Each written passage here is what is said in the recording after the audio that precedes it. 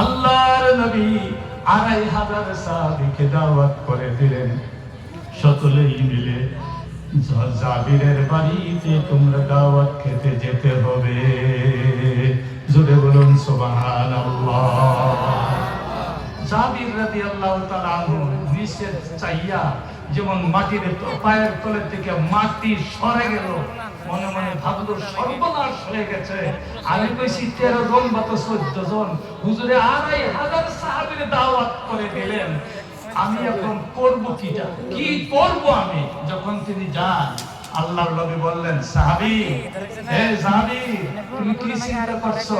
ছোট পাতিলের মধ্যে তুমি রান্না করেছো না, আর খুব কম সংগ্রহ করেছো আটা। হুজুর একটা শব্দ বললেন, আমি না আসা পর্যন্ত লা তাদাওয়ালি গুরমা। এই শব্দটা আছে না হুজুর? লা তাদাওয়ালি গুরমা, আমি না আসা পর্যন্ত পাতিলের ডেকচির মুখ ঘুষাইও না। সুবহানাল্লাহ। আল্লাহর নবী গেলেন,